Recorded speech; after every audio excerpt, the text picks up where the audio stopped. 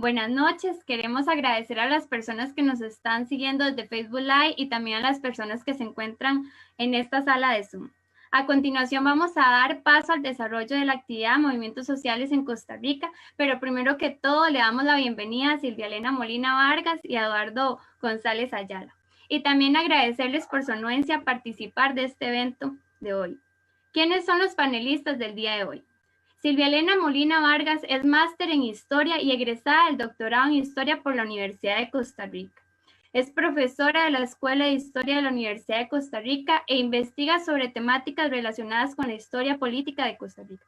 Por su parte, Eduardo González Ayala es máster en Historia por la Universidad de Costa Rica y máster en Educación por el Instituto Tecnológico y de Estudios Superiores de Monterrey, México. Profesor e investigador de la Universidad de Costa Rica, sede Occidente, investiga sobre historia política e historia social de la criminalidad. Sin más preámbulo, les dejamos con el historiador Eduardo González Ayala y la historiadora Silvia Molina Vargas. Bien, muy buenas noches. Muchísimas gracias, Ivania y Esteban, por la invitación y bueno, por tomarnos en cuenta y la oportunidad de conversar esta noche sobre el tema de movimientos sociales. Igualmente, buenas noches. Gracias a ambos por la invitación y esperemos que esta actividad sea enriquecedora para las distintas personas que se han conectado por los medios. Bueno, en nuestro caso vamos a iniciar proyectando entonces una presentación que tenemos por acá.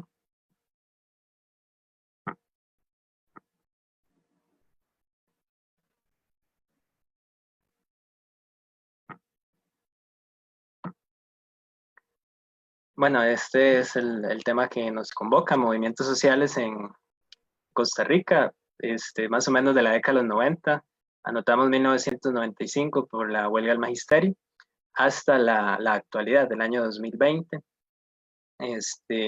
Y bueno, vamos a referirnos un poco a este tema. En la parte introductoria, yo voy a hablar sobre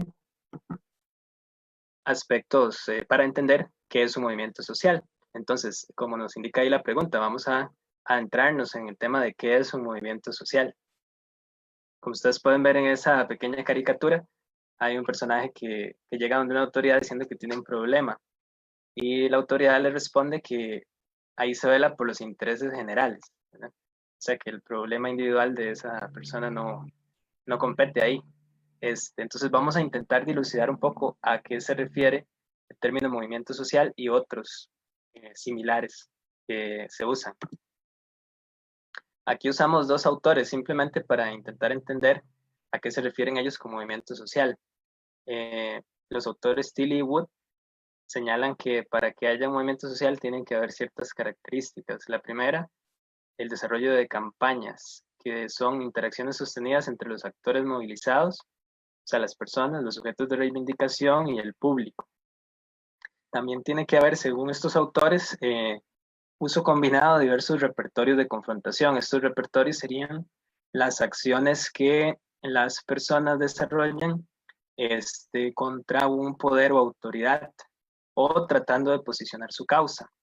Y finalmente, Tilly y Wood mencionan que tiene que haber manifestaciones públicas y concertadas de valor, unidad, número y compromiso.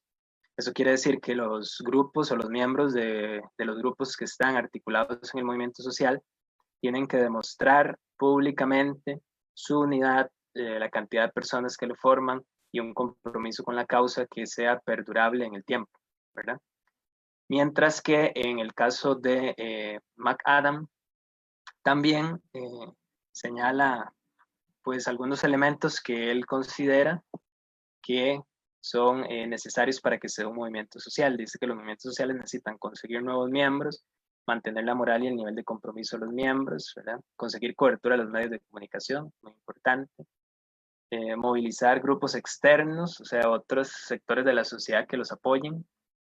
Limitar las opciones de control social de los adversarios, en este caso puede ser de los estados, de las autoridades políticas, etc. Y necesitan influir sobre lo político y conseguir que la administración actúe, o sea, necesitan tener un impacto evidente en en la causa por la que están peleando, ¿verdad? Entonces, estos son dos autores que nos mencionan algunas características para que podamos ver que pues, un movimiento social no es cualquier movimiento, digámoslo así, que se puede dar en una sociedad. Y ahorita vamos a profundizar sobre esto. Por otra parte, Salvador Martí Puig menciona que en el análisis de los movimientos sociales hay algunas tendencias importantes. Por ejemplo, el análisis del contexto en el que emergen, o sea, cómo surgen, la forma de organizarse, actuar y comunicar dentro del movimiento social, que hacen las personas ahí para organizarse, para comunicar sus intereses, etc. Y el impacto que tienen directamente en la sociedad. Aquí podríamos ver si el movimiento social consigue sus reivindicaciones o por el contrario no logra obtener lo que estaba solicitando, por lo que estaba luchando. Bien, para ir cerrando con esta parte introductoria, hay una pregunta que queda pendiente sobre la mesa y es, ¿qué pasa con los otros movimientos que no entran en esta categoría de movimiento social que acabamos de mencionar? Bueno, por lo general existen varias formas de llamar a estos movimientos, dependiendo de quién los enuncie. Por ejemplo, movilizaciones, protestas, luchas callejeras, acciones colectivas, dependiendo de sus características y, repito, de quién está hablando sobre ellos. Eventualmente, algunos estudios tienden a utilizar estos como sinónimos. Sin embargo, se entiende acá que un movimiento social suele ser más largo y sostenido en el tiempo, debe tener reivindicaciones más claras y de alguna forma debe lograr una visibilización tanto al interior del grupo como con otros grupos y en los medios de comunicación.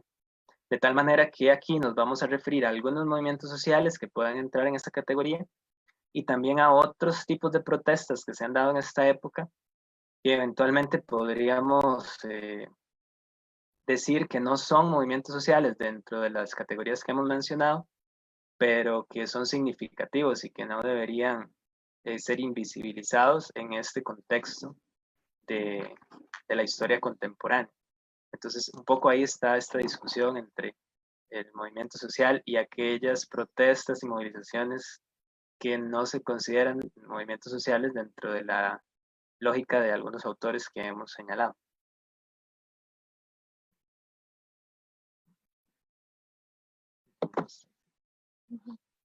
Bueno, partiendo de lo que Eduardo mencionó como parte de esas características o la complejidad de definir lo que es un movimiento social, vamos a tomar en cuenta los diferentes movilizaciones, por decirlo así, que se han dado en Costa Rica o las más significativas, por ejemplo, que se han dado en Costa Rica desde mediados de la década de 1990 hasta la actualidad. Con la primera que comenzaríamos sería con la huelga del magisterio de 1995.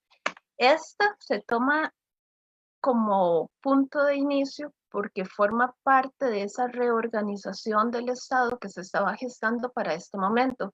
¿Por qué? Porque es parte de esa alianza del bipartidismo que se gestó en los 90, cuando se dio esa alianza o conocida como el Pacto Figueres-Calderón, que se firmó a fines de abril de 1995. En este momento, Figueres Olsen y Calderón Fournier. Calderón Fournier, recuérdese que era el presidente del 90 al 94 y Figueres Olsen del 94 al 98, firman un pacto o un acuerdo en el cual plantean una serie de reestructuraciones del Estado costarricense. Dentro de estas reestructuraciones está la Ley de Reforma Integral al Sistema de Pensiones y Jubilaciones del Magisterio Nacional. Esto implicaba que las personas o los educadores principalmente que estaban dentro del proceso del Magisterio Nacional pasaran a cotizar a la Caja Costarricense del Seguro Social. Esto representó un impacto significativo para los educadores que tenían que generar un mayor desembolso. ¿Por qué? Porque ahora dentro de esta fisonomía del Estado a fines del siglo XX, que se perfilaba hacia un Estado neoliberal en donde era necesario un recorte de gastos, se presentó una imagen en donde los docentes implicaban un gasto significativo para el Estado. Entonces se planteó hacer esta reforma del magisterio a la caja. ¿Esto qué es lo que hace? Que se visibiliza a los educadores como agentes que generan un gasto significativo dentro del Estado, cuando más bien eran los educadores que estaban trabajando quienes cotizaban para pagar la pensión de los educadores ya pensionados, valga la redundancia, y no era el Estado el que estaba cotizando para las pensiones de estas personas. Entonces es un proceso de reestructuración en donde el Estado más bien no estaba siendo responsable de velar por estos sectores, pero se estaba presentando por otro lado a los educadores como los responsables de este desajuste económico dentro de Costa Rica. Bueno, la cuestión dentro de esta reforma es que esta ley afectaba directamente a los educadores y esta ley a su vez se tramitó de manera sumamente rápida dentro de la corriente legislativa. Esto incluso en un periodo donde los educadores no estaban laborando y no tenían esa facilidad de réplica a esta discusión en la ley que estaba generando. Una vez que esto se tramitó, se generó una oposición de parte de los educadores, a los cuales también se le aunó otros sectores de la sociedad costarricense, siendo una de las movilizaciones más significativas y en donde se visibiliza a los sindicatos a los sindicatos que se están insertando dentro de una politización de la sociedad costarricense. Es decir, están asumiendo otros roles diferentes a los que venían asumiendo desde las décadas de los 80, de los 70 y demás. Es decir, ya se está tomando una posición más política dentro de esta lógica. Bueno, los resultados de esta huelga del magisterio es la significancia, porque fueron varias semanas en cuales los estudiantes de primaria, secundaria y demás no recibieron clases, se dieron movilizaciones en las calles, los educadores recibieron el apoyo de otros sectores, pero finalmente esta huelga resultó fallida para los educadores. ¿Por qué? Porque esta ley finalmente fue aprobada.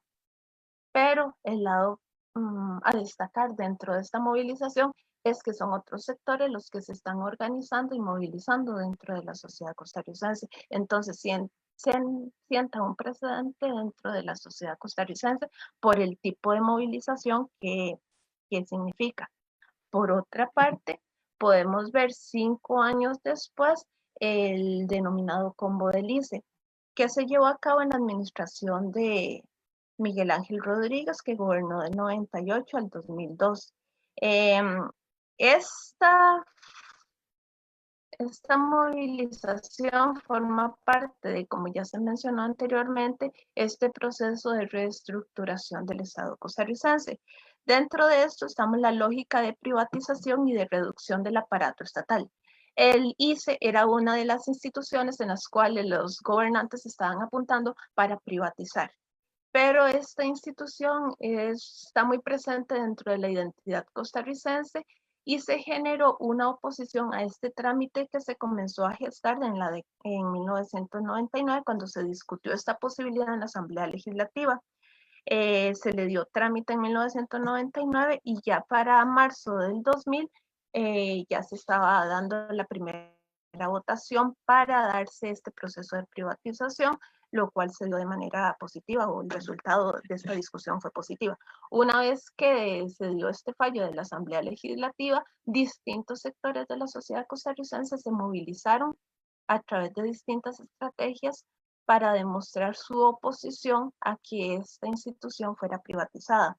Se recurrió a diferentes estrategias, desde lanzarse a las calles, hacer conferencias, dar a conocer a la población lo que esto significaba, y se comenzaron a aglutinar distintos sectores en los cuales podemos ver, por ejemplo, el sector estudiantil, que son desde las universidades que se lanzaron a las calles y se comenzó a discutir sobre el significado de este proceso de privatización de una institución.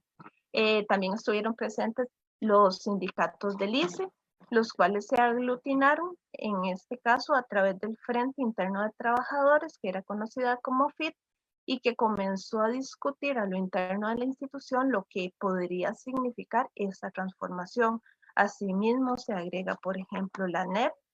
Un hecho importante es que también los miembros de la Pastoral Social de la Iglesia, como un actor dentro de la sociedad, también hacen escuchar su voz sobre esta discusión. Entonces, ya es también sectores asociados a la iglesia quienes se hacen presentes, y no solamente es que se hacen presentes su voz, sino que generan legitimidad a esa oposición a la privatización del ICE, porque ya son escuchados por sectores de las diferentes comunidades, por las familias, e incluso legitiman para que los jóvenes participen en estos movimientos opositores al combo del ICE. Entonces estamos viendo cómo a través de la iglesia también se genera estos puntos de apoyo a que esta privatización no se genere. También hay representantes, por ejemplo, de Pérez Celedón, están los grupos ecologistas que también discuten sobre las repercusiones que este tipo de proyectos pueden generar sobre el país, y un sector político que tuvo mucha vigencia dentro de esta discusión era la fracción de la Fuerza Democrática, del Partido Fuerza Democrática, que estaba dentro de la Asamblea Legislativa. Este fue uno de los grupos más beligerantes para oponerse a este combo del ICE. Estamos viendo, por ejemplo, con este grupo, que ya no es tanto el bipartidismo de la Unidad Social Cristiana y de Liberación Nacional los que están allí dirigiendo, sino que se comienzan a generar estos contrapesos dentro de la sociedad costarricense, dentro del ámbito político y específicamente de la Asamblea Legislativa. Asimismo, es importante tomar en consideración los sindicatos, por ejemplo, el SINDEU, que pertenece a la Universidad de Costa Rica, a la UNDECA, que es a la Caja Costarricense del Seguro Social, a la ANEP, que ya se había mencionado, al SEC, que corresponde al sistema educativo, igual que el SINPAE, y también es importante mencionar que se incluye en estos sectores opositores la Federación de Trabajadores Limonenses, conocidos como FETRAL. Esta tiene una importancia que es de destacar. ¿Por qué? Porque en la huelga de 1995, esta FETRAL no apoyó a los educadores, y esta FETRAL aglutina, por ejemplo, a los trabajadores de Habdeba y de los muelles y de la refinadora costarricense de petróleo. Entonces, estos son sectores muy importantes dentro de la economía de nuestros puertos y demás, que ahora se están incluyendo dentro de esta movilización. ¿Qué significa esto? Que esta movilización contra la privatización del ICE no es algo que se concentre en el centro del país o en alguna provincia en particular, sino que se extiende a distintos lugares. Esto que demuestra el peso que tiene, por un lado, la oposición a estos sectores políticos del bipartidismo. Por otro lado, se están haciendo escuchar la voz de los distintos sectores, y que esos distintos sectores también tienen que negociar entre sí, porque no hay una única cabeza o una única dirigencia, sino que son distintos sectores que tienen que aprender a negociar de manera relativamente horizontal para ver qué estrategias son las que aplican para tener un resultado positivo en esta lucha contra la privatización del ICE. ¿Qué resulta de aquí? Que vemos, es como ya se mencionó, esta confluencia de distintos actores sociales. Hay distintas estrategias que ya se habían mencionado anteriormente, como que se lancen a las calles, que hagan bloqueos, que hagan discusiones en el ámbito académico, que se lleve estos mensajes más allá también de los ámbitos académicos a las distintas comunidades, a los pueblos, para que sean conscientes de estas transformaciones, e incluso que los sectores rurales también se oponían a esta posición del ICE, de la privatización del ICE, porque ellos consideraban que se podían ver seriamente afectados. Si el ICE se privatiza, ¿qué interés va a tener alguna institución de llevar los servicios de electricidad o telefonía, por decir algo, a estos espacios? Entonces, allí también se ve cómo estos sectores rurales también se suman a estas movilizaciones. En general, ¿qué demuestra esto? Que hay una polarización dentro de la sociedad costarricense, pero también hay tomas de decisiones y acciones. ¿Por qué? Porque vamos a comenzar a ver cómo también dentro de la élite política, por ejemplo, dentro de Liberación Nacional, que había votado a favor de esta privatización del ICE en el primer debate, una vez que esta masificación de movimientos sociales, lo que hace es que para el segundo debate dicen que no, que ellos no van a votar hasta que se llegue a un diálogo. Entonces ellos detuvieron esa decisión, y vemos que se convierte en un freno estas movilizaciones se convierten en un freno a estas decisiones que se están tomando. Pero también podemos ver cómo la élite de la Iglesia Católica también refleja lo que está sucediendo en la sociedad costarricense, porque también hay una polarización. Podemos ver cómo Monseñor Román Arrieta, él demostró su posición a favor de la privatización del ICE. En de sus mensajes apoyaba este proyecto, pero por otro lado podemos ver como otros sectores de la Iglesia Católica más bien apoyaban esta generación de diálogo para llegar a una resolución en beneficio de la sociedad costarricense y tal vez no de la privatización de las, que demuestra esto, que una institución que está allí presente dentro de la sociedad se está generando una división. Esta oposición de parte de la sociedad costarricense lo que incide es que los sectores gobernantes deben detenerse y generar un proceso de diálogo en los cuales se escuchen a esta diversidad de sectores que se oponen. Esto que hace que se conforme una comisión de notables que lo que intentan es facilitar que se genere un diálogo para llegar a una discusión sobre qué procede a hacer con esta institución que viene a representar tanto dentro de la identidad costarricense. Finalmente, se decide que no se siga la discusión dentro de la corriente legislativa, lo cual es celebrado por los distintos sectores de la sociedad costarricense, y esta decisión es ratificada poco después por una declaración de inconstitucionalidad brindada por la Sala Cuarta, en la cual pone en evidencia que este trámite del proyecto no cumplía con los requisitos o tenía falencias dentro de su proceso, lo cual deja este proceso del combo del ICE hasta ahí y significa un gane significativo para la sociedad costarricense, pero por otro lado para las clases políticas, entre esos Rodríguez, que era el presidente de ese momento, le implica que su periodo de gobierno que intentaba generar un proceso de reforma del Estado se tiene que detener porque ya generó una desconfianza dentro de la sociedad costarricense y están más vigilantes dentro de las decisiones que ellos intenten generar, por ejemplo, con la privatización del INSS, del Instituto Nacional de Seguros, aunque habría que pensar si esta posible privatización generaría este tipo de movimientos que suscitó el ICE, cosa que no sabemos, pero son dos de las instituciones insignes dentro del Estado gestor o de bienestar que Costa Rica generó durante el siglo XX. Entonces, en esta se convierte también en un parteaguas por el tipo de movilización que se comenzaron a generar. Al mismo tiempo, esta movilización del combo del ICE, aunado a lo que sucedió con la huelga del magisterio, lo que viene es a generar repercusiones inmediatas dentro de la sociedad, no solamente en este caso del combo, que permitió que este proyecto no siguiera su trámite dentro de la corriente legislativa, sino que sus resultados van a ser también electorales, porque vemos que con la huelga de 1995, las elecciones siguientes, las elecciones presidenciales siguientes son las de 1998 y comienza a incrementarse el nivel de abstencionismo. Con este combo del ICE del 2000 y la oposición de los distintos sectores, genera también un descontento de la sociedad costarricense y también repercute para que en las elecciones siguientes, es decir, en el 2002, se incremente aún más el nivel de abstencionismo dentro de la sociedad costarricense y vean que hasta la actualidad eso es lo que sigue la tónica, un abstencionismo significativo dentro del país. Ahora bien, para estas elecciones, en donde se incrementó el abstencionismo, tiene la particularidad de que siguió en el poder el Partido Unidad Social Cristiana, nada más que ahora con Abel Pacheco. Abel Pacheco, bueno, se supone que es apoyado por los sectores de la sociedad costarricense.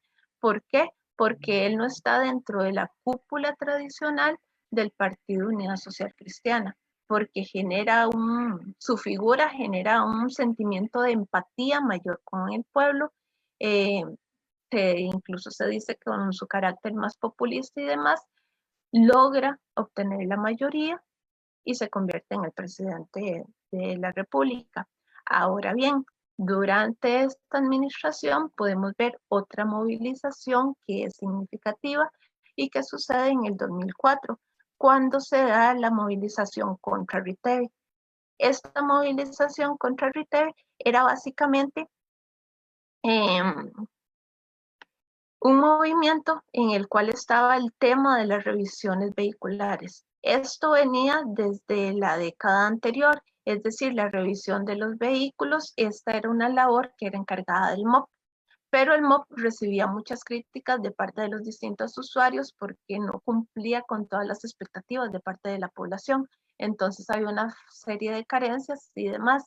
Las respuestas de parte del gobierno era que esto fuera brindado por otra institución, en este caso una empresa con capital español, y que fuera privatizado.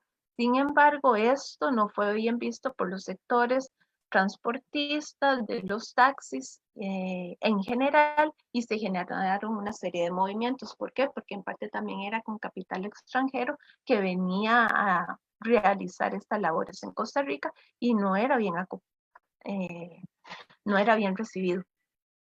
Estas movilizaciones que se generaron a partir del 2004, si bien es cierto, comenzó con la oposición de los sectores transportistas, nuevamente fueron profundamente agrupados por otros sectores de la población. En esa fotografía, por ejemplo, se pueden ver cómo incluso hay estudiantes de colegio que están incluidos ahí dentro de esas movilizaciones, dentro de las carreteras. ¿Qué quiere decir? Que este tema de las movilizaciones sociales poco a poco pasan a ser como un tema ya no tan extraño para la sociedad costarricense y desde distintos sectores vienen apoyándolos.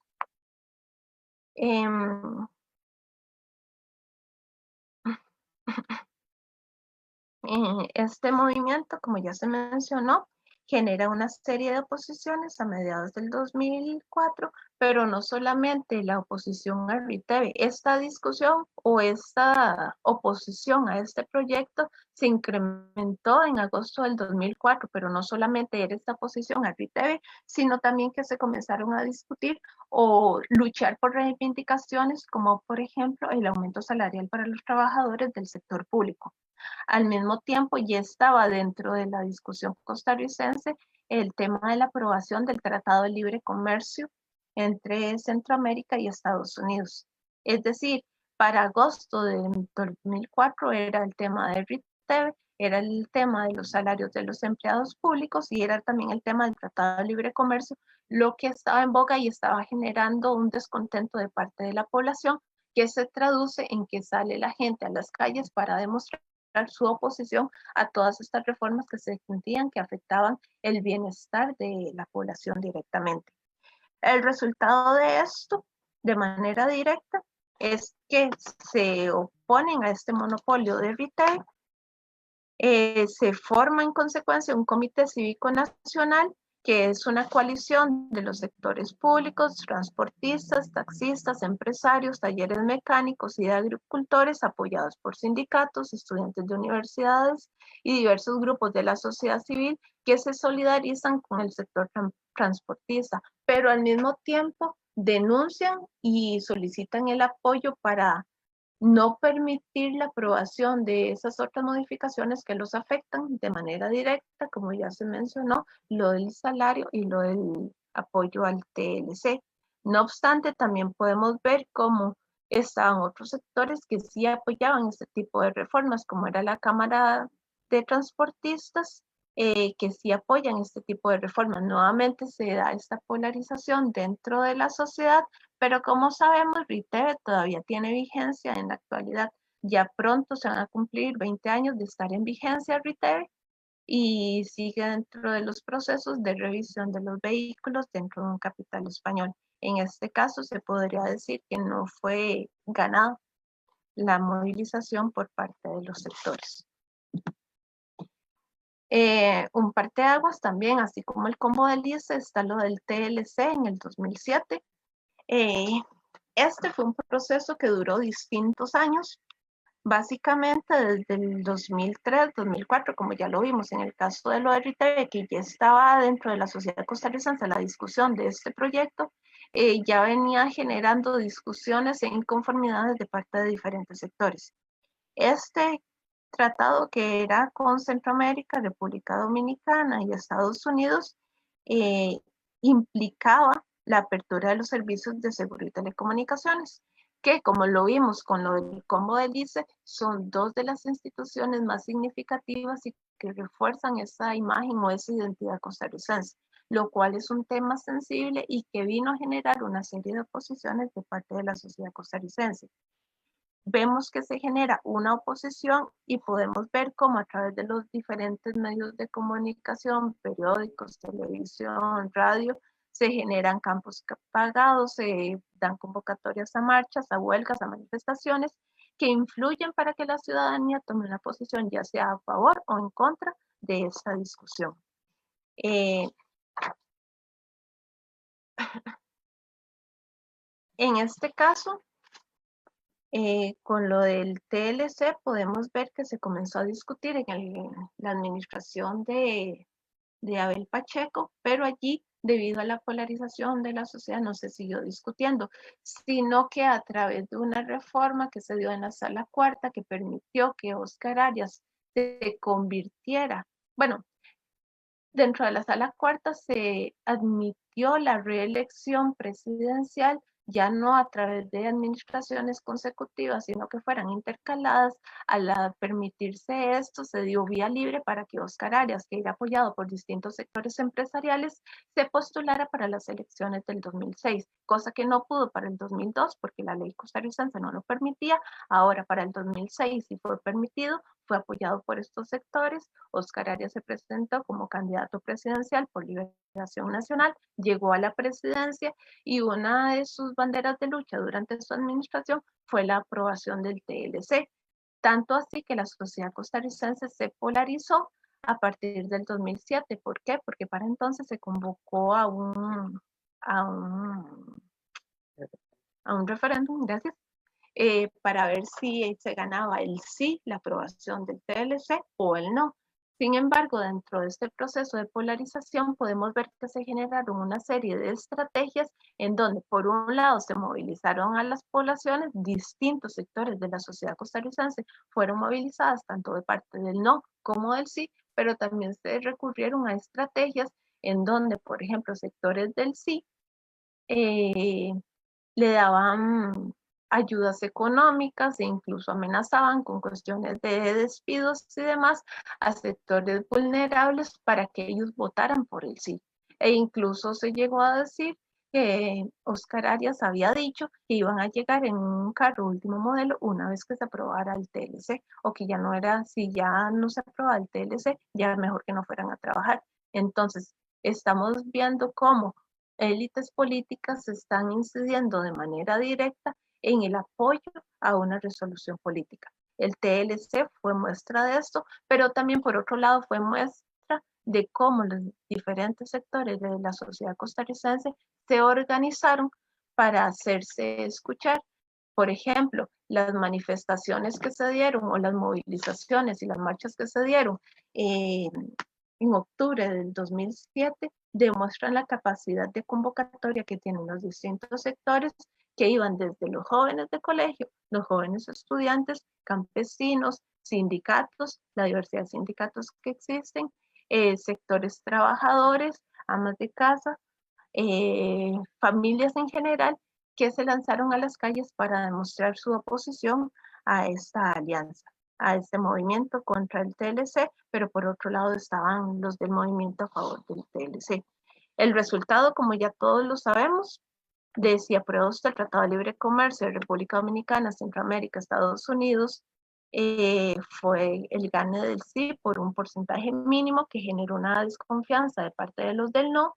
Se generó un resentimiento contra instituciones como el Tribunal Supremo de Elecciones e incluso críticas contra la institucionalidad del Estado costarricense por la poca transparencia dentro de ciertos momentos del proceso de decisión de lo del TLC.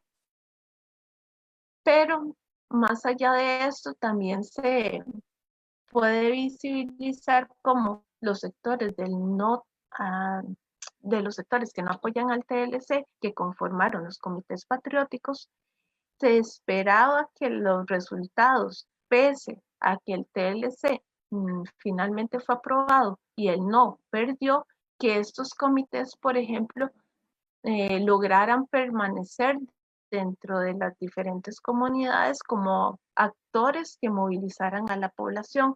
Sin embargo, esto no se logró. Los comités que se generaron en esta coyuntura del TLC, su vida fue sumamente corta y tal vez se generó demasiadas expectativas como formas de organización más a nivel local, que esto no se logró. Y en parte eso eran lo que los sectores que apoyaban el TLC eran lo que querían, que no se lograran mantener a lo largo del tiempo.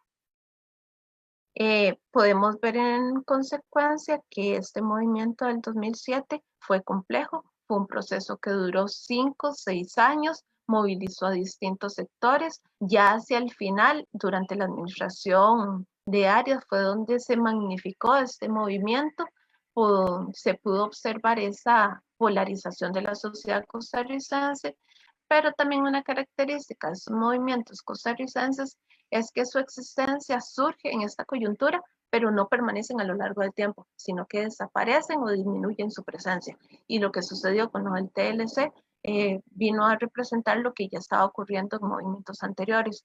Tuvo su punto álgido y a partir de allí ya se desarticularon. Estas son imágenes que representan, por ejemplo, esa diversidad de sectores, tanto ecologistas, estudiantes, jóvenes, incluso las críticas que se le hacían a científicos costarricenses por apoyar este tipo de proyectos. Bueno, le voy a continuar. Nosotros pues nos dividimos acá, digamos, porque el TLC fue un parteaguas en realidad de los movimientos sociales y porque posterior a las manifestaciones contra el TLC, pues hubo un desgaste, digamos, y una apatía de ciertos sectores sociales que se habían articulado porque el TLC fue una gran derrota, digamos, y no fue una derrota en las calles, sino que fue una derrota institucionalizada, ¿verdad? Es decir, hubo una lectura ahí quizá que fue coyunturalmente difícil de notar por el movimiento social, en el cual toda la discusión que se dio en torno al referéndum fue sumamente desigual, ¿verdad? Es decir, los medios de comunicación y el dinero fluía básicamente del lado del sí, y del lado del no, pues existía la gente, básicamente, y el dinero que pudiera aportar la gente que estaba ahí en contra del proyecto. Entonces, ciertamente fue un golpe bastante significativo, digamos, a los movimientos sociales, y eso posiblemente influyó en lo que dice Silvia, de esta incapacidad de los comités patrióticos de mantenerse en el tiempo, ¿verdad?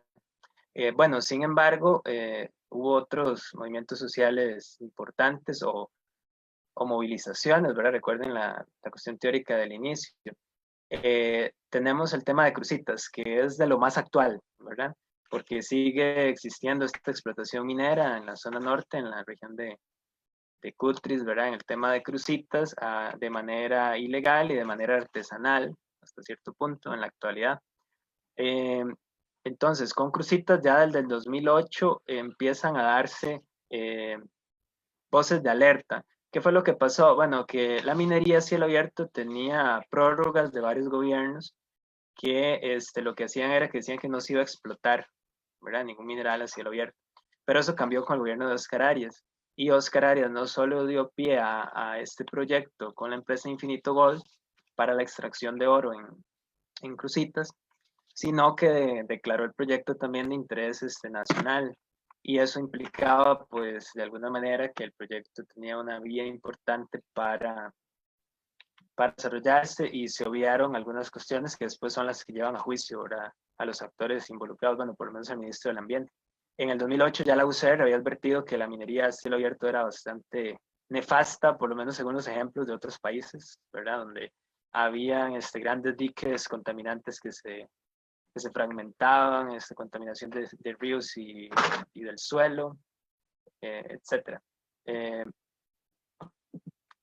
Por lo tanto, pues el proceso principalmente lleva al año 2010, que es el último año de Arias, y llega Laura Chinchilla, y aquí en el 2010 ya se da se dan las principales movilizaciones, digamos. Hay algunas que son mediáticas, bastante mediáticas. Yo recuerdo, por ejemplo, videos de artistas nacionales hablando en contra de la minería.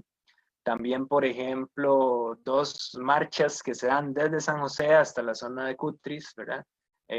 Donde la gente se involucra con el movimiento, conciertos en San José, ¿verdad? Etcétera. Y hay una oposición importante que hace que cuando llega el gobierno de Laura Chinchilla vuelva a declarar una moratoria a la actividad minera, digamos. Entonces ya ahí el proyecto se cae, la empresa Infinito Gold empieza pues sus demandas judiciales, y es finalmente un tribunal contencioso administrativo el que determina que hay ilegalidades en el proceso de, de la contratación, ¿verdad? Todo el trámite, digamos, que se hizo para que esta empresa llegase, que los estudios técnicos ambientales no estaban bien hechos, etc. Y por lo tanto ya a finales de 2010 el proyecto se cae, pero digamos continúa en algunos aspectos hasta el 2011, ¿verdad? Con el tema de lo que podía ser la minería, porque la empresa sigue insistiendo, pues digamos de alguna manera en su derecho a la explotación después de haber firmado un contrato, ¿verdad? Entonces el tema de Cruzitas, se dio por ese lado. A partir de ahí, pues fue muy evidente que en la región existe oro, y una serie de personas de manera artesanal, ¿verdad? Los llamados coligalleros, pues se introducen en esta zona y empiezan a extraer oro, ¿verdad? De la forma más artesanal, utilizando mercurio, por ejemplo. Y bueno, se sigue dando entonces los problemas que hemos ido viendo en los últimos años, ¿verdad? Y que llegan hasta la actualidad. Otros proyectos y, bueno, otros movimientos que se han dado desde el gobierno de Arias, por ejemplo, en el 2009, grupos indígenas contra el proyecto de Iquis, ¿verdad? Que también fue parcialmente exitoso esta movilización social, ¿verdad? Que los indígenas logran detener estos grandes proyectos que el ICE planteaba desarrollar. En el año 2009 hay unas importantes movilizaciones por el tema de las uniones de hecho entre personas del mismo sexo. Entonces hay movilizaciones tanto de los grupos LGTBI, ¿verdad? Como de las organizaciones religiosas de la Iglesia Católica y las iglesias cristianas, en las marchas que empezaron a denominarse marchas por la vida y la familia, ¿verdad? Pero en este caso es finalmente un recurso de amparo el que termina zanjando este tema, porque las organizaciones religiosas pretendían que hubiese un referéndum, ¿verdad? Como estábamos al referéndum, y bueno, el referéndum, qué bonito, nos permite supuestamente dirimir de manera democrática estos problemas de la sociedad, donde nos dividimos, entonces hacer un referéndum. Pero la sala determinó en este caso que el referéndum no era viable porque la mayoría no podía decidir sobre los derechos de la minoría. A partir de eso, pues las uniones de hecho ya se consolidan de personas del mismo sexo. Y, bueno, es un tema que llega hasta lo más reciente, ¿verdad? El año 2018 con el tema de la declaratoria de la Corte Interamericana de la necesidad de establecer el matrimonio homosexual. Finalmente, pues tenemos al finalizar el gobierno de Óscar Arias una importante manifestación que sí es en realidad un movimiento social, ¿verdad? Que es el tema de los trabajadores de Habdeba contra la instauración de la empresa APM Terminals en Limón, ¿verdad? En los muelles de Moín principalmente. Y aquí, pues lo que hay es una lucha de varios meses, más o menos entre enero y mayo de ese año 2010, en que hay una derrota del movimiento social porque finalmente pues la empresa se instala, ¿verdad? Con un contrato y con las condiciones que más o menos hemos escuchado a partir de ese momento, de todo el manejo del comercio marítimo de las exportaciones que se hace a través de APM Terminals, no sin una serie de cuestionamientos y de actos que en algún momento fueron catalogados hasta de corruptos, ¿verdad? En el manejo de ciertos fondos, pero pues digamos dentro de la misma lógica de concesiones que ciertos sectores neoliberales del Estado costarricense han venido aplicando en las últimas décadas. Bueno, así finaliza el gobierno de Arias y llega el gobierno de Laura Chinchilla, ¿verdad? Que tiene que hacer frente a otra serie de movilizaciones. El gobierno de Chinchilla es visto como una continuidad del de Arias, ¿verdad? A partir del año 2010, y tiene que vérselas con una serie de movimientos. Un movimiento bastante grande, importante, fue el de la Caja. En realidad ha habido varias movilizaciones de la Caja en la década del 2010, pero la del 2011 fue una de las más importantes, ¿verdad? Con un sentido casi nacional de que había que defender la Caja de una serie de acciones políticas que se estaban llevando a cabo y que no la beneficiaban para nada, ¿verdad? Entre ellas, por ejemplo, la deuda interna, tomar recursos de la Caja para otros fines, reformas que pretendían, por ejemplo, recortes salariales, reorganización dentro de la institución, cambio de puestos, etcétera, ¿verdad? Hay que entender también estas movilizaciones en el contexto de lo que fue el gobierno de Arias, quien ciertamente dentro del plan escudo lo que hizo fue aumentar presupuesto en ciertas instituciones públicas en cargos, muchos de ellos administrativos, de secretarías, etcétera, ¿verdad? Y también aumentar salarios. Entonces, por eso en el gobierno de Arias el déficit fiscal creció de manera importante, porque la receta de Arias del plan escudo fue en realidad hacer crecer el Estado administrativamente, ¿verdad? Y eso pues no calza mucho tampoco con las ideas de los que hemos dicho muchas veces que el neoliberalismo es la reducción del Estado, ¿verdad? Pero dependiendo de las coyunturas, pues los políticos también pueden tomar otras medidas y otras decisiones, ¿verdad?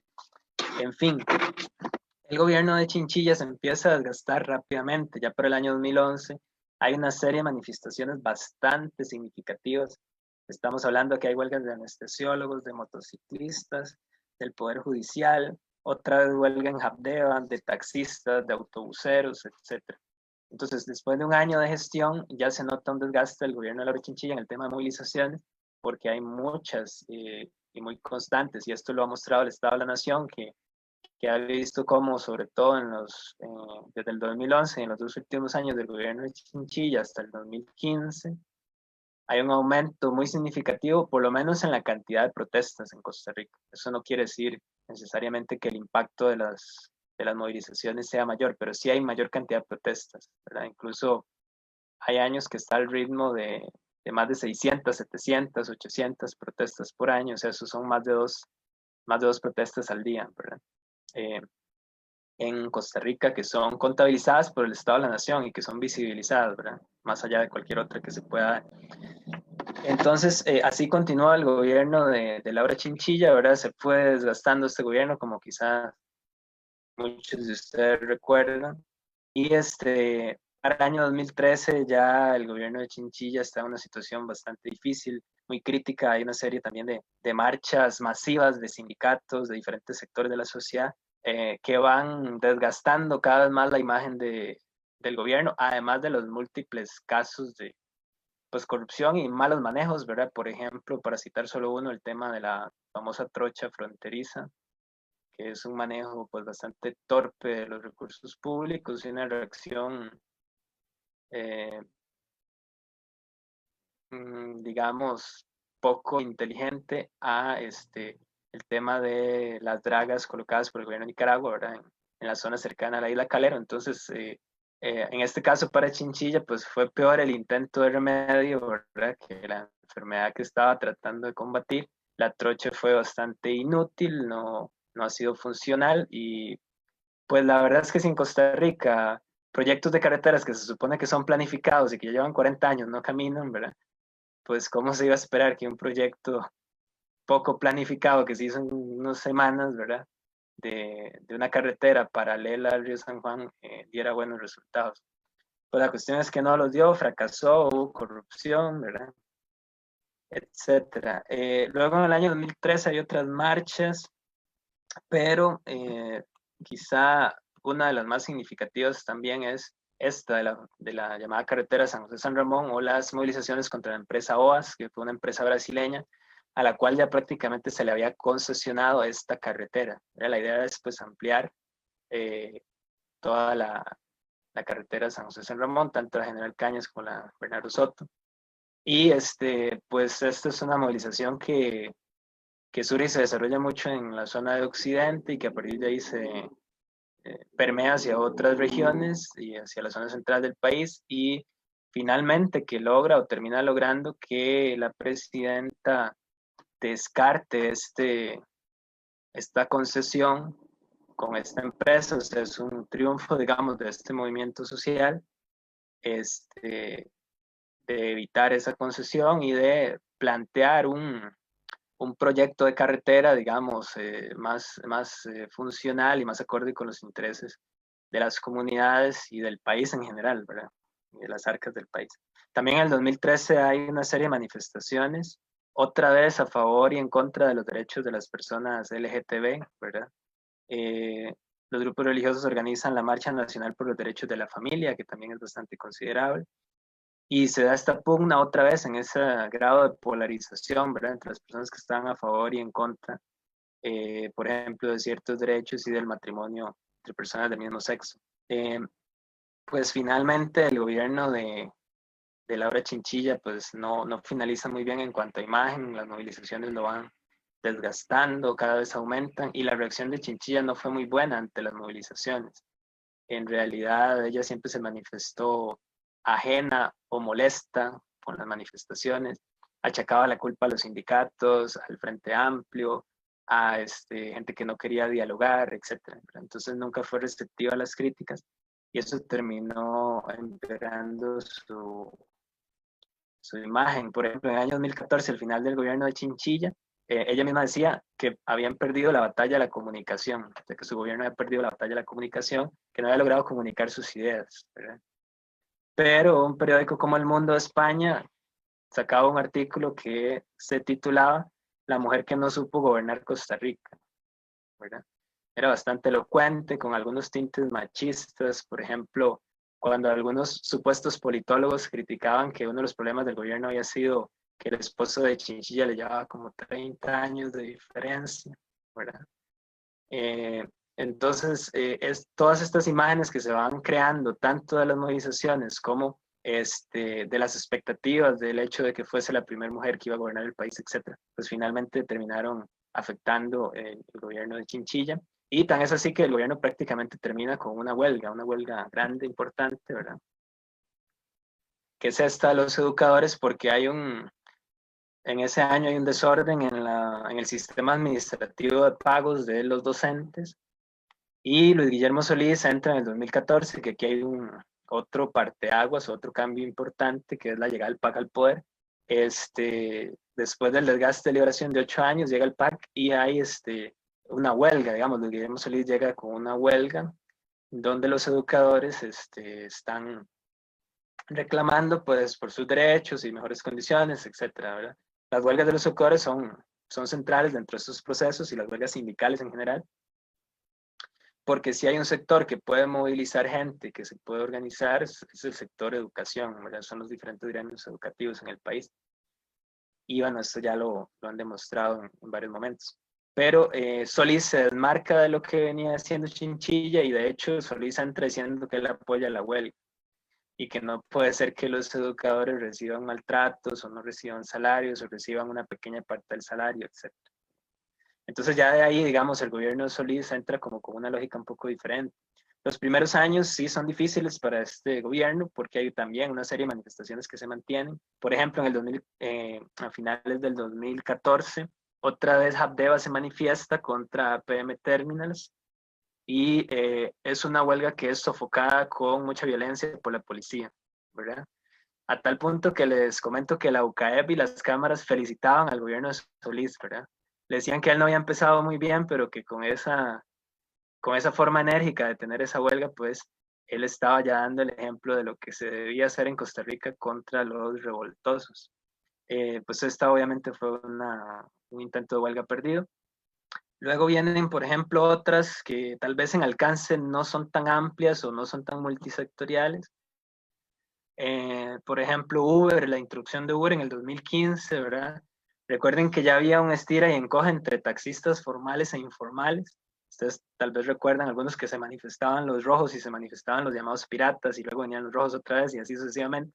Con la llegada de Uber, pues el panorama se complica un poco más en el tema del transporte de taxi y hay una importante manifestación de los taxistas rojos que piden, digamos, primero que no entre Uber, ¿verdad? O sea, eliminar a Uber directamente.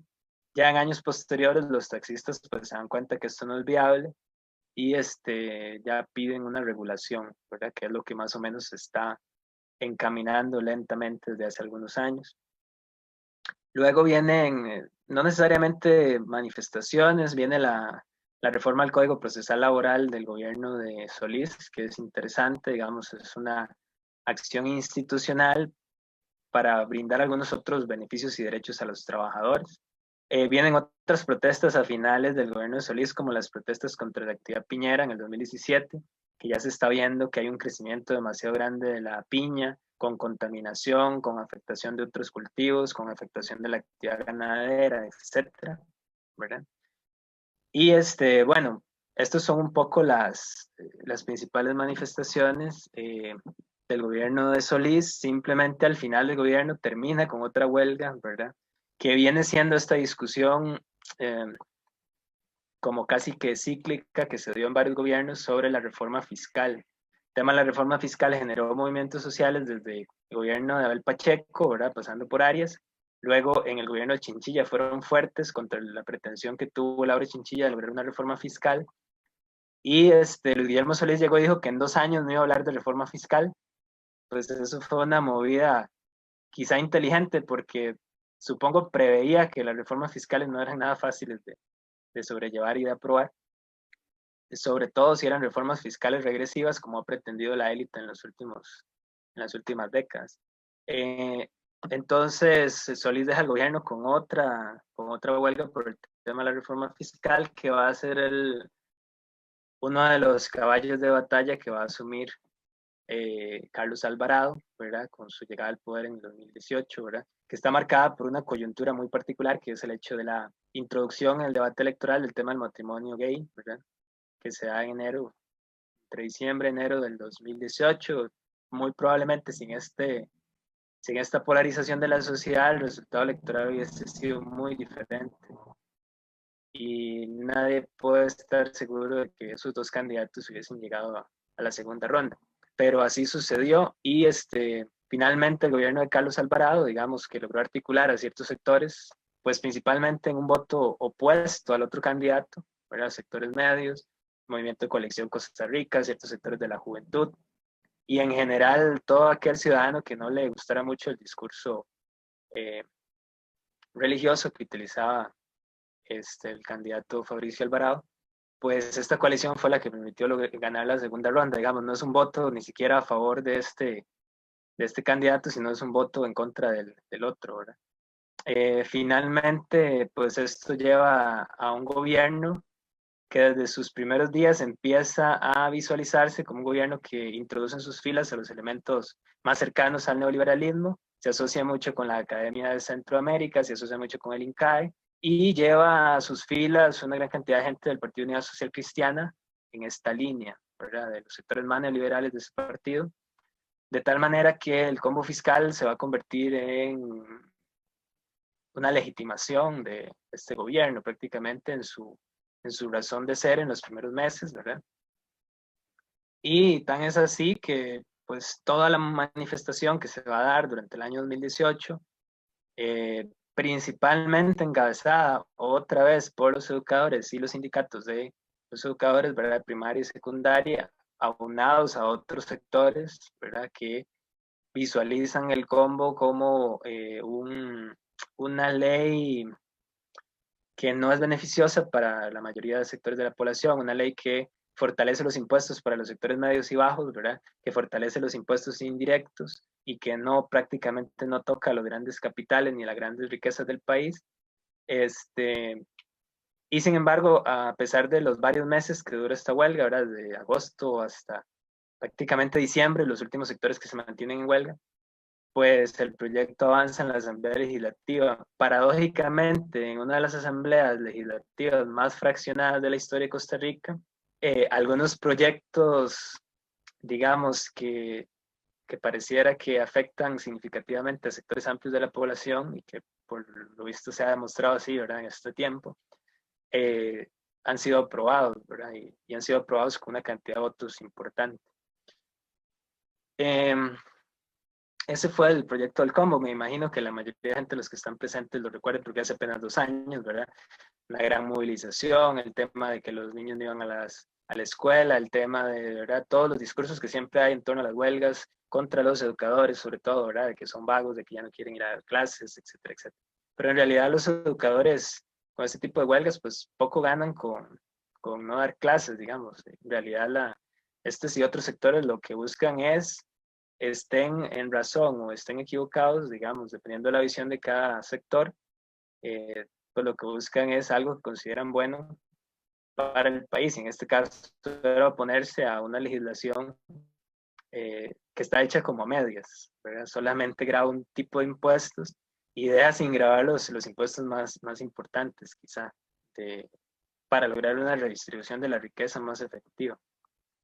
Bueno, finalmente, para ir cerrando un poco en esta línea de lo que fueron los movimientos de este periodo, no podríamos dejar de mencionar el caso de los estudiantes de secundaria contra el MEP, digamos, o contra el ministro Edgar Mora, quizá, en el año 2019. Aquí hay algo interesante porque se conjuga una animadversión contra el ministro con algunos temas que no están muy claros, ¿verdad? Como la idea de baños neutros, ¿verdad? La idea de unos drones por ahí, no sé si alguien sabe qué pasó con ellos, ¿verdad? Y otro tema que sí era realmente importante, que es el de la educación dual. Se decía que los estudiantes estaban también en contra de la educación dual. Entonces, después de unas semanas de protestas, durante un periodo corto, renuncia el ministro Edgar Mora finalmente, o sea, prácticamente es obligado a renunciar porque hay una tensión importante, hay otros sectores que se suman, ¿verdad? Sectores de transportistas, etcétera. Y le queda a uno la duda en realidad porque pues se va a Edgar Mora, pero se aprueba después la ley de educación dual, ¿verdad? Entonces uno siempre queda con esa pregunta del alcance de esta manifestación que fue principalmente organizada, llevada a cabo por estudiantes de secundaria, con la presencia de algunos sindicatos también y otros sectores, pero digamos, se dice, bueno, se ganó esta huelga porque se fue Edgar Mora, pero en realidad, como el otro proyecto que era más importante que una cuestión personalista, sí se aprobó, y bueno, ahí también hay muchas discusiones, ¿verdad? Hubo sobre este proyecto de educación dual, pero creo que este gobierno de Carlos Alvarado ha metido tantos proyectos de corte neoliberal que vienen a cercenar ciertos derechos o, o, o ha intentado, digamos, llevar más adelante la reforma del sector público, que no nos ha dado como tiempo de reaccionar, ¿verdad? O hemos estado como un poco adormilados. En fin, básicamente estos son los temas. Ahora yo nada más quiero referirme como a dos cosas para cerrar esto, lo que es mi parte. Uno, vean ustedes estas dos imágenes que les voy a mostrar, que para mí reflejan un poco esto de cuál es la relación entre los gobernantes y las personas que se manifiestan. El 11 de abril del 2003 en Alajuela es realmente vergonzoso, digamos. Laura Chinchilla cierra totalmente el perímetro de la ciudad, incluso encierra a los niños y no deja que los padres pasen, ¿verdad? A estar con sus hijos. Es realmente algo fuera de lo común de las celebraciones, en este caso el 11 de abril en Alajuela, para evitar toda la manifestación social que ya se venía, ¿verdad? Y la manifestación siempre se dio. Hubo un acto cívico totalmente atropellado, donde todo el mundo habló rapidísimo porque ya se veía que la gente estaba ya a 150 metros gritando y que había una manifestación enorme, ¿verdad? Que los policías estaban intentando controlar de alguna manera. Aquí es una parte de eso que ustedes pueden ver, ¿verdad? De cómo se habían hecho las barricadas previo para evitar que la gente llegara al lugar donde generalmente la gente llega porque es un acto cívico, ¿verdad? Y pues algo similar pasó el 14 de septiembre del 2018 en Cartago, ¿verdad? Esta vez con Carlos Alvarado, como también se cerca totalmente el perímetro para evitar que la gente llegue al acto cívico de, bueno, lo que es el 14 de septiembre, ¿verdad? Que lo acabamos de pasar este año en otras condiciones. Y efectivamente también para evitar que todo el movimiento contra el combo fiscal pueda manifestarse. Entonces son dos ocasiones en que los gobernantes literalmente han optado por encerrarse, por alejarse lo más posible de la gente, en dos circunstancias particulares recientes de la historia contemporánea. Lo segundo que quiero mencionar es cómo se visualiza por algunos sectores, y en este caso, pues los intelectuales o los llamados intelectuales que se supone que deben guiar las discusiones y qué es lo que pasa en un país o cómo se interpreta lo que pasa. Pues hace ya algunos años, ¿verdad? Enrique Obregón, que es un intelectual socialdemócrata, histórico del Partido de Liberación, entendía la protesta, o al menos así lo manifestaba, como la posibilidad de votar, ¿verdad? Entonces, para Obregón, la protesta tenía que ser positiva y llamaba a los jóvenes a votar, ¿verdad? Esto era en las elecciones del 2014. Incluso decía que a él no le gustaba el candidato, que tenía Liberación, pero que aún así iba a votar por Liberación. Entonces, para Obregón, el voto es la democracia electoral. Decía que la democracia o la protesta callejera era contraproducente y generaba desorden, ¿verdad? Y decía al final una conclusión bastante rara, que es que la democracia electoral conducía al socialismo, según él, ¿verdad? Entonces, no entiendo muy bien cómo hacía esta relación, pero él la planteaba en esos términos, ¿verdad? En este artículo que publicaba en Informatico. Pero, digamos, eso es muy tenue comparado con este otro que nos regala Vladimir de la Cruz, ¿verdad? Que fue militante del partido de izquierda, a mediados del 2019. Entonces, Vladimir de la Cruz compara las manifestaciones con la eclampsia, ¿verdad? Que es una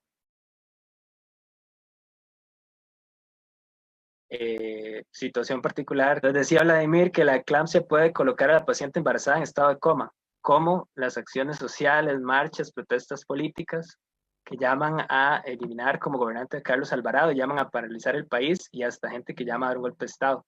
La eclampsia puede producir en este caso como resultado de complicaciones que resultan de presión arterial alta, que serían todas las luchas y protestas sociales de los distintos sectores políticos, económicos, religiosos, sindicales, universitarios, estudiantiles, de gays y no gays, de religiosos de distintas iglesias y sectas que tienen carácter en una forma anárquica, que son denominados por los mismos actores como luchas y huelgas políticas. Entonces aquí uno nuevamente se pregunta cómo los supuestos intelectuales nos pueden guiar para entender el tema de los movimientos sociales, ¿verdad? Y cómo gente que supuestamente es de izquierda o socialdemócrata no entiende cuál es el papel de las movilizaciones sociales en una sociedad, o peor aún, las descalifica. Por el contrario, otra posición que me encontré por ahí, interesante, que si no me equivoco, por aquí está el maestro de Esteban, ¿verdad? Don Arnoldo Mora, que dice que frente a esa ominosa realidad solo cabe pasar de la democracia representativa a la democracia participativa y directa. Eso se logrará con el despertar de las masas, como pasa en Ecuador, Chile, lo cual solo se logra cuando se da una alianza estratégica entre las clases populares y los sectores medios, hoy depauperados por las políticas neoliberales. Entonces aquí sí tenemos otra interpretación de un intelectual diferente, digamos, hablando incluso en términos de democracia directa, ¿verdad? Pero por lo menos haciendo alusión a la democracia participativa y a la posibilidad de movilizaciones que realmente integren a la población en las diferentes dinámicas políticas, ¿verdad? Y no solo la democracia electoral. Creo que seguirían las conclusiones. Bueno, en términos prácticos, como se mencionó al inicio, en el caso costarricense es difícil catalogar todas estas expresiones de posición de los sectores populares o de los distintos sectores de la sociedad costarricense como un movimiento social, debido a las diferentes condiciones, elementos o características que debe reunir. Sin embargo, podemos ver que hay una cierta continuidad en ciertos rasgos de estos movimientos, pero también hay otras rupturas que inciden en el devenir de la sociedad costarricense. Por ejemplo, dentro de estos movimientos podemos ver que en la década de 1980 predominaban sobre todo movimientos de tipo campesinos. ¿Por qué? Porque durante toda la década, o sobre todo a partir de los gobiernos liberacionistas de los 80, comienza un proceso de descampesinización, es decir, de reducción de los sectores campesinos costarricenses. Entonces, todo esto comienza a generar una serie de movimientos contra este tipo de reformas que Óscar Arias fue uno de los principales gestores. Al mismo tiempo, muchos de estos sindicatos eran cooptados por el PLN, que era el gobierno de turno en este instante. Podemos ver cómo en la década de 1990 ya el neoliberalismo ya está en boga. Se venía introduciendo en décadas anteriores, pero ya para 1990 es evidente que este está vigente dentro de la sociedad costarricense, y la expresión más clara es este pacto que ya se había mencionado, firmaron Figueres y Calderón, los hijos de aquellos hombres que en la década de 1940 y 1950 sentaron las bases de la sociedad que todavía está muy presente dentro de la memoria costarricense como esa sociedad idílica, pero que ahora sus hijos fueron los encargados de generar un proceso de desestructuración. Dentro de este contexto podemos ver cómo hay una politización de los movimientos sociales. ¿Por qué? Porque ahora ya tienen una mayor incidencia y alzan su voz hacia estos procesos de reforma y se van haciendo cada vez más complejos porque son distintos sectores de la sociedad los que se están incluyendo y participando dentro de estos procesos de reforma. El ejemplo claro fue la derrota de los docentes de la huelga del magisterio, que fue uno de los sectores más perjudicados dentro de estos procesos de reforma. Para la década del 2000 podemos ver ya como consecuencia de lo que venía sucediendo durante los 80, durante los 90, que hay un significativo descontento social contra el bipartidismo. El resultado de esto, como ya se había mencionado, es el incremento del abstencionismo en las elecciones del 98, 2002 y hasta la actualidad, pero también que surge un partido que viene a posicionarse como otro actor social y en el cual confluyen distintos sectores que ya se sienten poco representados, ya sea por Liberación Nacional o por la Unidad Social Cristiana, que en este caso sería el PAC, que fines del 99 y en el 2000 ya se funda y comienza a funcionar con todas las condiciones. Podemos ver también que para esta época son evidentes esas grandes movilizaciones sociales multisectoriales. Por ejemplo, en el caso de la huelga de 1995 fueron los sectores de los educadores a los cuales se le agregaron otros grupos para movilizarse. Más en cambio, con este del DIS y del TLC, hay una masificación de estos distintos grupos que participan y demuestran de manera clara su oposición a estos proyectos. Sin embargo, es evidente para esta década, incluso con la década anterior, esa dificultad para articular proyectos alternativos a partir de movimientos sociales. Entonces, volvemos a lo mismo. Son movimientos, son organizaciones diversas, complejas, que tienen distintas sensibilidades, que fluyen para una coyuntura en particular, pero una vez que esta pasa, ya hay una resolución establecida, esa organización desaparece. Entonces, esto se mantiene incluso hasta la actualidad dentro de la sociedad costarricense. No hay una permanencia a lo largo del tiempo.